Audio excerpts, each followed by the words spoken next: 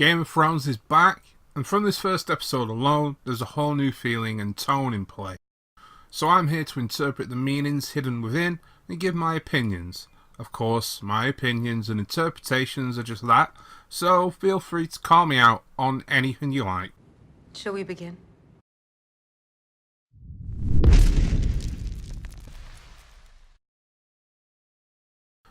So after a recap, which does a great job of telling us what scenes to remember, we start with Walder Frey holding a feast. We, the audience, know that Walder is dead, and that Arya can steal faces. Thus our first thought is this is Arya posing as Walder. We quickly get our suspicions confirmed when Walder Frey acts in a way contrary to how we know him to usually act. Since when does old Walder give us 2 feasts in a single fortnight? This is a brilliant little line that gives us a tiny bit of insight into what Arya has been doing since she killed Walder Frey. 2 feasts in a single fortnight. A fortnight. It seems that Arya has been collecting information as Walder for up to 14 days. Granted, she did spend season 4 in Westeros, so she could have picked up specific details of the Red Wedding. But it's also possible that she learnt a lot in the time between now and Walder's murder, such as the phrase, "Tell them the North remembers." Although this is just speculation, so let's get into the references. Clearly, this scene is meant to mirror the Red Wedding, even going so far as to have the audience anticipate what's about to happen, unlike the Red Wedding, where the surprise was the crucial element. Arya says this line, Leave one wolf alive, and the sheep are never safe. Now this line reminded me of when Arya tried to save Grey Wind, a representation of her mother and brother and the Starks as a whole. Now Grey Wind died, but Arya, the wolf, was overlooked and survived. Now is a good time for a slightly unrelated fun fact. So, Arya says, leave the one wolf alive and the sheep are never safe. Now you may recall that Catelyn Stark's uncle was called the Blackfish. Now, the reason why he was called the Blackfish is because he was the black sheep of his family. But because the Tully symbol, or the sigil, or the logo, whatever you want to call it, was a fish, he decided to call himself the Blackfish, as it was a nickname other people gave him, and he decided to take it for his own. He even made his own custom sigil with a black fish instead of the regular Tully fish. This has been an interesting aside that's slightly related to sheep. When all the Freys are dead, we see that only women are left standing. This is linked to 2 other scenes that have occurred in the past series. The first being this conversation between Ned and Maester Pycelle. I've heard it said that poison is a woman's weapon. Yes. Women, cravens, and eunuchs. The same sentiment is repeated later on, this time pertaining to Arya herself, when she and the Hound are arriving at the Eyrie. Little shit deserved to die, but poison's a woman's weapon. Men kill with steel. That's your stupid pride talking. It's why you'll never be a great killer. Arya, a great killer who uses poison, a woman's weapon, to kill those who use steel to kill her family and their bannermen, leaving only Arya and 2 other women alive. Also, she notes that she wishes that she saw Joffrey die, which might have swayed her decision to use poison as a method in killing the Freys. So you're sad because you didn't get to kill Joffrey yourself. Is that it? At least I could have been there to watch. I wanted to see the look in his eyes when he knew it was over. Aye. Nothing in the world beats that, Luke. Next up, we have a reintroduction of the Night's King and his white army, as well as the awesome reveal of white giants. Now, not only is this a cool sight in itself, but it hints at a broader palette of the undead. It leads us, the viewers, to question, well, if giants can be resurrected, that means that Hodor can be resurrected. And if horses are undead, does that mean wolves? Does Hodor and Summer belong in this army? And if so, then are the rumours of ice spiders also true? I think that this reveal is just the tip of the iceberg. And just a way of letting us know that if it breathes, it can become a white. Giants, sure. Direwolves, of course. Dragons, well, I'm unsure if one of Dany's dragons would be killed off for the sake of giving the Night's King a cooler mount, but I can definitely see him atop a dragon all his own.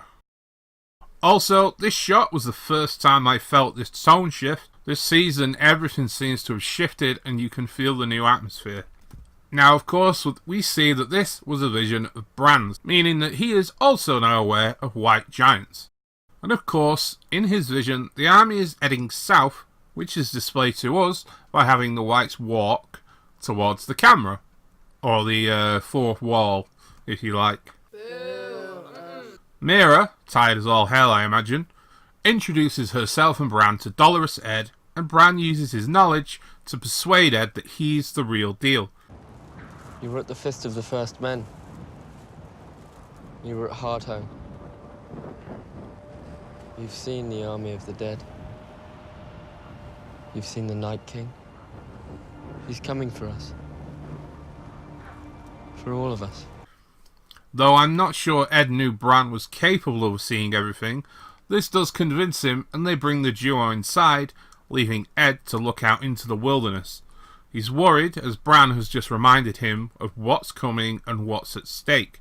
I also wonder if Ed let them in just because Bran's words reminded him that every human needs to band together against the dead and follow Jon's actions regarding letting the wildlings through the wall. Speaking of my homeboy Jon, we are next at Winterfell, where the White Wolf has just been declared. I want every Northern Maester to scour their records for any mention of dragonglass. Dragonglass kills White Walkers. It's more valuable to us now than gold. We need to find it, we need to mine it, we need to make weapons from it. Now, you can tell Jon's frustration knowing that he can only compel the Maesters and the people of the North to research dragonglass, wishing that everyone would just unite and face this massive problem together. Everyone, aged 10 to 60, will drill daily with spears, pikes, bow and arrow. It's about time we taught these boys of summer how to fight. Not just the boys. We can't defend the North if only half the population is fighting. Notice this look that Brienne gives. Obviously she is pleased when Jon insists that girls should also be trained. Her backstory is rooted in gender equality and the belief that the roles forced on people, depending on their sex, is nonsense. Once again, this shows Jon's determination to cast aside past discrimination and tradition to fight together for the greater good. You expect me to put a spear in my granddaughter's hand? The people of this world have been living in a long summer, and so roles and ideals and beliefs have been set in stone. Now that there is a new threat emerging, or rather an old threat, these roles and traditions need to be cast aside so everybody can band together. I don't plan on knitting by the fire while men fight for me. I might be small, Lord Glover, and I might be a girl, but I am every bit as much a Northerner as you. Indeed you are, my lady. No one is and I don't questioning need your permission to defend the North. We'll begin training every man, woman, boy, and girl on Bear Island. Lyanna is as fierce as ever, and it's no coincidence that she has Jon's back and shares the name of his true mother. Notice also this look from Davos. We know that he and Lyanna have a connection, and in many ways she reminds him of Shireen. I think the smile on his face shows that he is proud that Lyanna is strong, and maybe if Shireen was more like her, she would still be alive.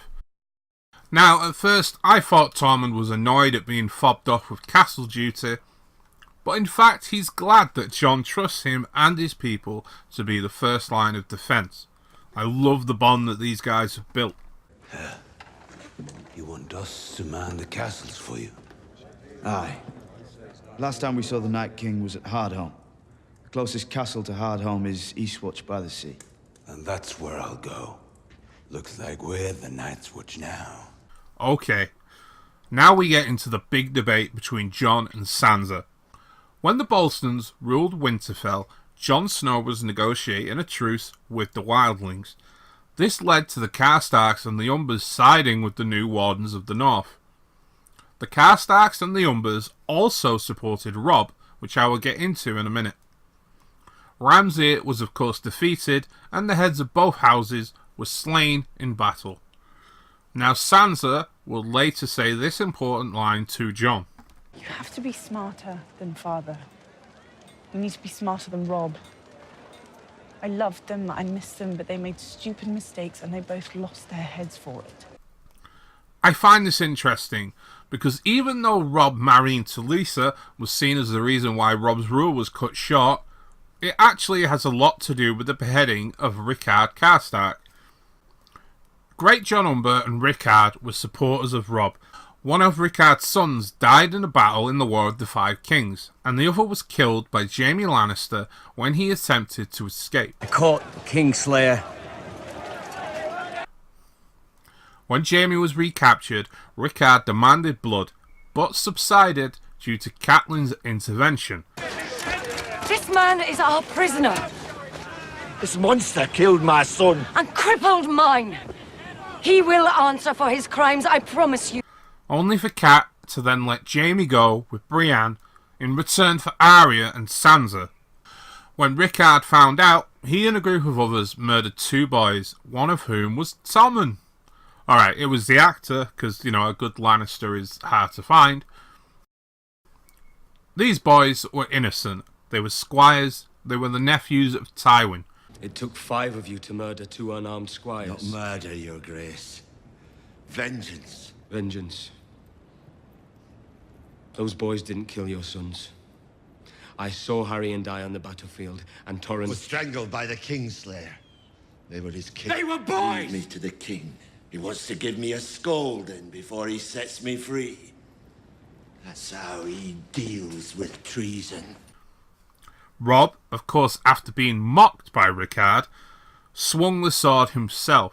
This was his father's teaching. You are no king of mine.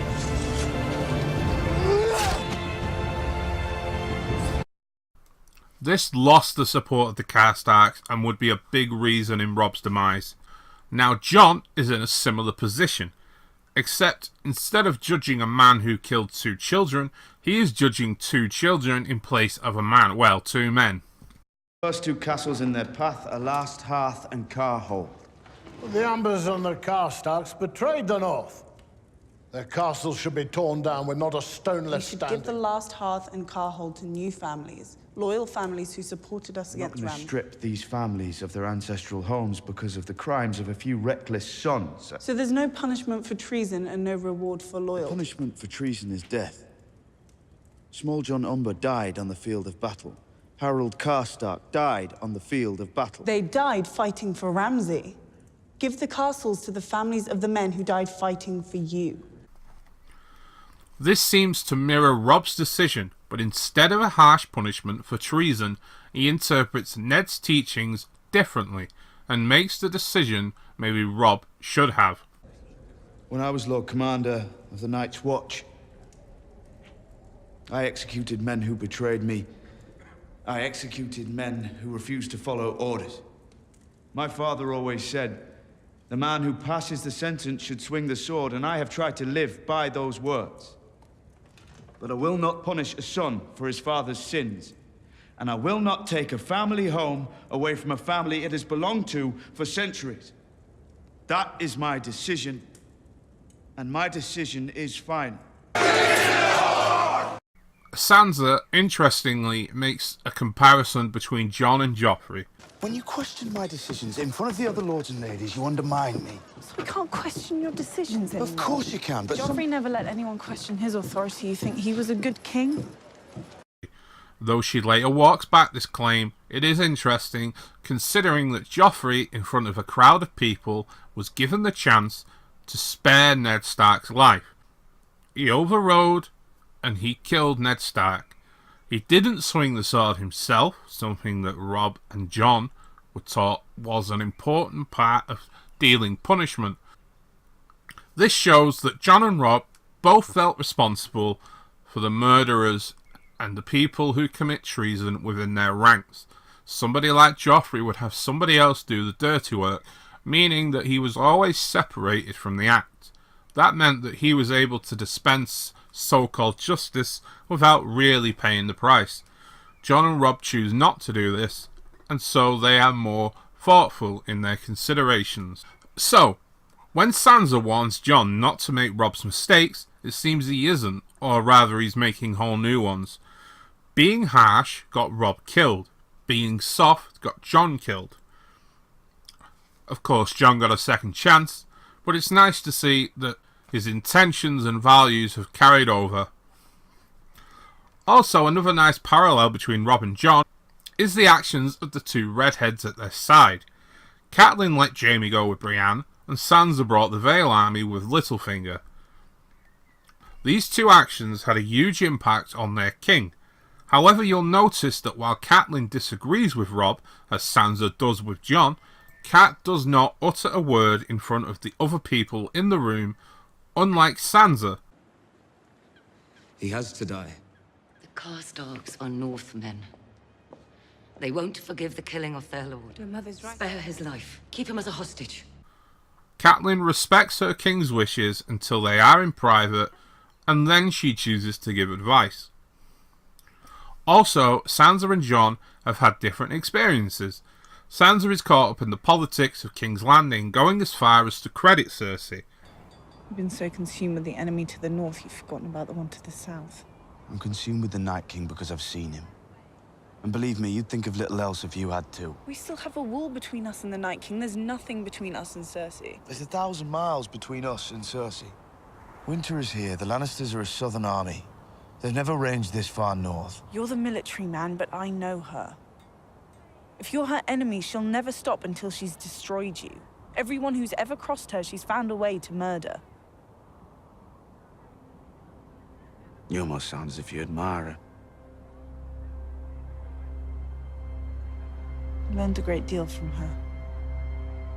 Whereas Jon is thinking of the big picture. He's also had to deal with the sins of the father personally his whole life.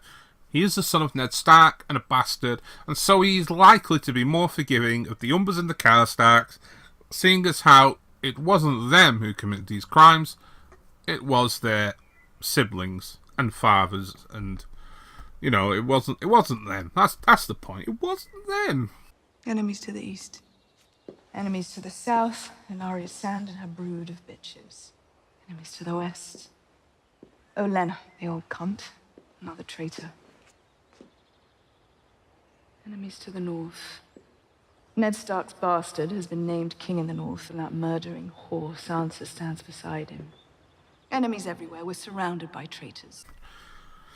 Alright, Cersei has just lost her mind. She's nuts. Okay? She sees certain people as traitors, and that makes sense from her perspective. But when she calls Olenna a traitor, it's clear that she is a few fries short of a Happy Meal. Olenna chose to leave King's Landing, and Cersei then wiped her family off the map. I think it's clear if Olenna had stayed, she would have definitely been a part of Cersei's plans. Keep in mind though that she still thinks that Tyrion killed Joffrey. Likely, Maggie the Frog's prophecy is on her mind, especially with Dany, a younger, hotter queen. Granted, that is subjective.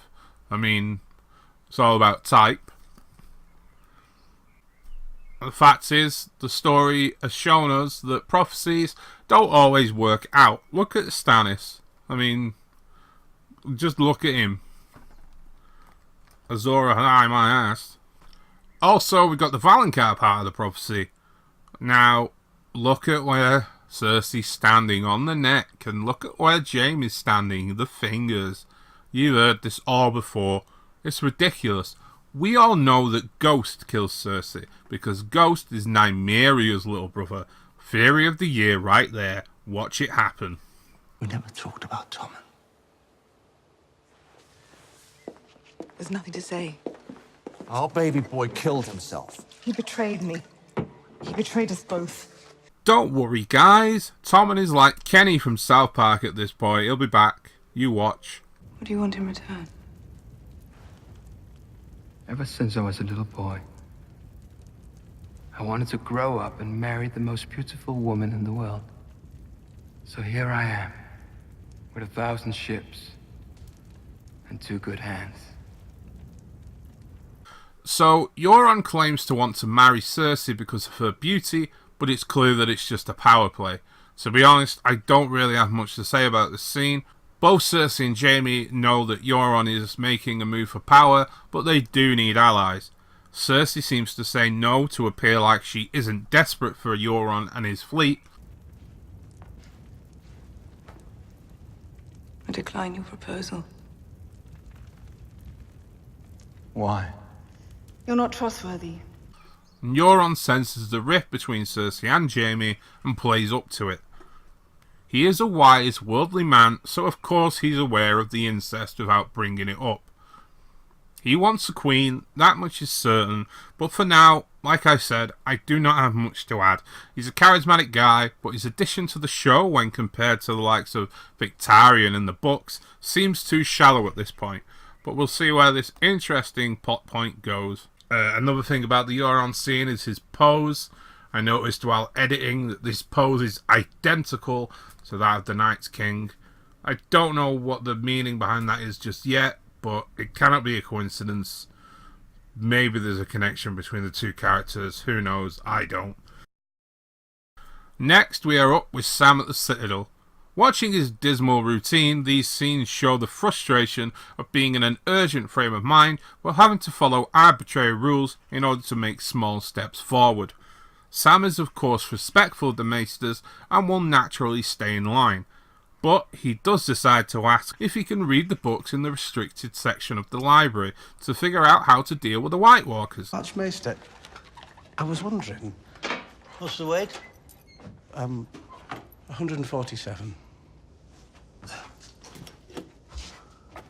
I was wondering if you'd considered my proposition. I don't remember your proposition. I asked you if, in light of what I'd seen in the north, if I could have access to the restricted area of the library. That area is reserved for maesters. Are you a maester? Side note, this scene reminds me of the scene where Tom Riddle, Voldemort, asked that dude Slughorn about Horcruxes in Harry Potter. An interesting little side fact there, because both guys are played by Jim Broadbent. He's an interesting dude. How many times have I said interesting? And he believes Sam, but he still refuses his request. He seems to want to take a passive role in the upcoming war, like Switzerland. He looks to the past to predict the future and shows little fear in the face of winter. When Robert's rebellion was raging, people thought the end was near. The end of the Targaryen dynasty. How will we survive? When Aegon Targaryen turned his eye westward and flew his dragons to Blackwater Rush, the end is near. How will we survive? And thousands of years before that, during the Long Night, we can forgive them for thinking it truly was the end, but it wasn't. None of it was. Notice how this is very similar to Arya at the House of Black and White. Somebody wishing to learn, but instead has to follow a set of seemingly unrelated, dull rules, and eventually they decide to jump the gun and take matters into their own hands. What about happy?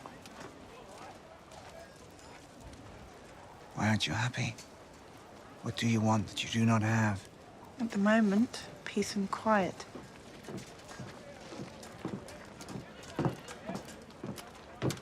No need to seize the last word, Lord Baelish. I'll assume it was something clever. Littlefinger is boned. Let's be honest, he cannot flee to King's Landing, and the only person he's capable of manipulating, i.e. Sansa, is totally wise to him.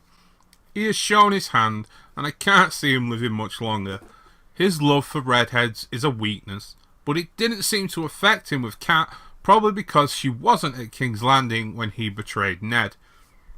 Speaking of which, I can see Sansa using her knowledge of Littlefinger's murder of Lysa Arryn to be rid of Baelish, but what I think is more likely is Arya. I think if Arya makes it to Winterfell, she will tell Sansa and Jon about her time as Tywin's cupbearer at Harrenhal. You'll remember, Littlefinger met with Tywin to discuss Robb's demise. House Tyrell rebelled against the Iron Throne. Against my grandson. They did. And perhaps that treason should be punished one day. After Stannis and Robb Stark are defeated. I personally think he recognised Arya, but knowledge is power. And spilling that knowledge without knowing its true currency in the future would be a mistake.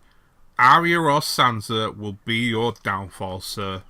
Guess who's back? It's Arya, and she encounters some Lannister soldiers. Now, just like the opening scene was a mirror of the Red Wedding, this scene is a mirror to the aftermath.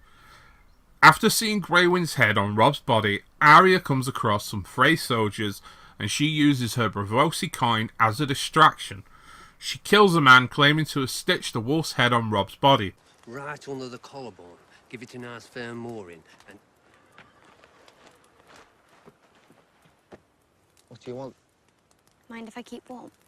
Fuck off. But I'm hungry. Does fuck off mean something different where you're from? I've got money.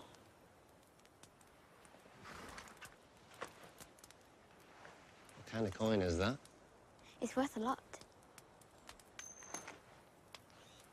Sorry. Little shit.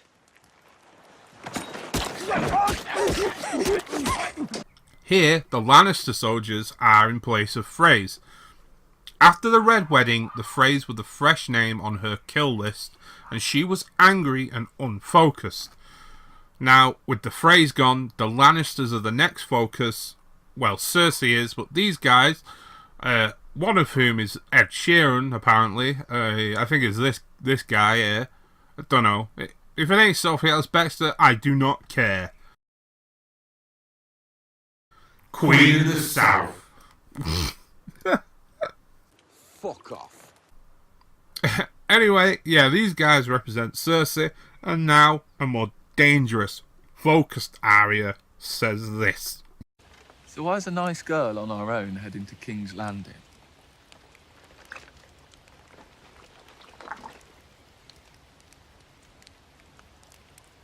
I'm going to kill the Queen. Notice how she thinks of Ned in this moment. I hope it's a girl. Why? Girls take care of their papas when their papas grow old. Boys just go off to fight in someone else's wars. You know what? We can go even deeper into this and look at what's missing from this scene compared to the parallel in Season 3. Her coin. Her coin may represent change, and now that that time has passed, she has spent it, so to speak. Also the Hound. The Hound saved her, and now she doesn't need saving. Although I do think that this line here... What are you doing in the Riverlands? ...is a huge clue as to what happens next. Next episode, Nymeria saves Arya from these soldiers, and not Sophie Ellis-Bextor here gets eaten. Speaking of the Hound, he is with the Brotherhood, and he's a changed man. We see them come across a farmhouse, and the Hound recognises it. This is the house of the farmer that the Hound stole from in Season 4, and there's several little callbacks to that moment in this scene. You got any ale? Afraid not. Come on. Maybe they got some ale hidden away. They don't. Listen closely as the Hound questions why Beric, of all people, is brought back from the dead. You're not bad. I don't hate you. Don't like you, but you're not bad. Thank you, Clegane. That warms the heart. But there's nothing special about you. You're right about that. So why does the Lord of Light keep bringing you back? I've met better men than you, and they've been hanged from crossbeams or beheaded. Or just shot themselves to death in a field somewhere. None of them came back. So why you? You think I don't ask myself that? Every hour of every day. Why am I here? What am I supposed to do? What does the Lord see in me? And? I don't know. I don't understand our Lord. Your Lord. I don't know what he wants from me. I only know that He wants me alive. If he's so all-powerful, why doesn't he just tell you what the fuck he wants? It's my fucking luck I end up with a band of fire worshippers. Huh? Almost seems like divine justice. There's no divine justice, you dumb cunt. If there was, you'd be dead. And that girl would be alive. He is projecting. After his ruckus with Brienne of Tarth, he was left for dead, and somehow came back from the brink. He's changed due to the interactions he had with Mr. Wednesday, and quickly fell back into his murderous ways. Now he's questioning his purpose, why he can steal from a father and his child, and say this. Aye, he took us in. He's a good man. His daughter makes a nice stew. And they'll both be dead come winter. You don't know that! I do know it. He's weak. Yet when a bad guy like him faces his own demise, he's given a second chance. Why? There's no divine justice, you dumb cunt. If there was, you'd be dead. And that girl would be alive. He says you, but he means I'd. What do you see? Ice. A wall of ice. The wall. It's where the wall meets the sea. There's a castle there. There's a mountain. Looks like an arrowhead. The dead are marching past. So the Hound sees visions in the flames, like Bran sees visions in the snow, and it seems the Fire and Ice of our song is getting closer to being vocalised. So earlier, Sam stole books from the restricted area of the library, and now he and Gilly, who was taught to read by Shireen, sit and learn. Sam passes 2 pages with great significance. First we see a bunch of arrowheads and spear tips, and he comments, Targaryens used dragonglass to decorate the weapons, without even knowing what the first men used it for. We had just been told by the Hound that he saw a mountain shaped like an arrowhead. Next we see a drawing of the dagger used in the attempted assassination of Bran Stark, Littlefinger's Valyrian steel dagger. Valyrian steel and dragonglass being the 2 ways of icing a White Walker. Sam then comments on a mountain of dragonglass at DragonStone, a fact previously revealed by Stannis Baratheon. Mountain and arrowheads are keywords that must be used purposefully. After sending a raven to Jon with his findings, Sam meets a familiar face, or arm, rather.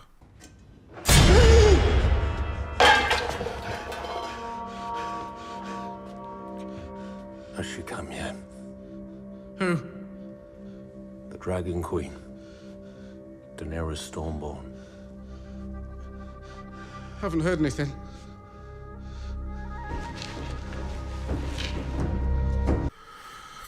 Another reference to Dany and Dragonstone, so guess where we're going next. This is a big moment. At the very beginning of the show, Dany and Viserys had this exchange. I want to go home. So do I. I want us both to go home, but they took it from us. So tell me, sweet sister, how do we go home? I don't know. We go home with an army. Now Daenerys has arrived, armies and dragons intact, ready to rule Westeros and sit the Iron Throne.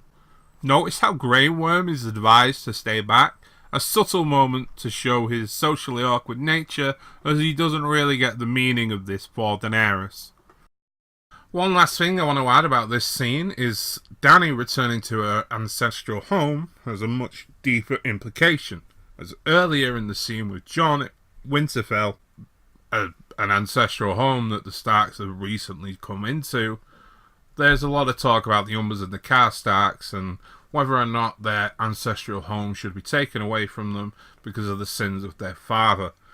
It's interesting that in the same episode, Dany comes over to her ancestral home, and of course, sins of the father applies to her greatly, considering her father was the Mad King. It also ties into Jon very nicely as well. As I said before, He's been punished his whole life because of the sins of his father. He's also half Targaryen, if you consider that and the phrase, the Lannisters, the Tyrells. There's a lot of emphasis this episode, probably this season, on sins of the father, whether people should be punished for the crimes of their siblings, their associates, their family members. It's probably going to be a point throughout. So that's it. That's my somewhat in-depth analysis of episode 1 of season 7, Dragonstone. I've spent a lot of time on this video, and I hope it's come out well. If you watched this and enjoyed it, I do plan on making a video for every episode this season. So if you do have any feedback or suggestions or criticism, I advise you to get them in as soon as possible so I can implement them in the future. I'm sorry for all the weird little jokes and shit. That's what I do.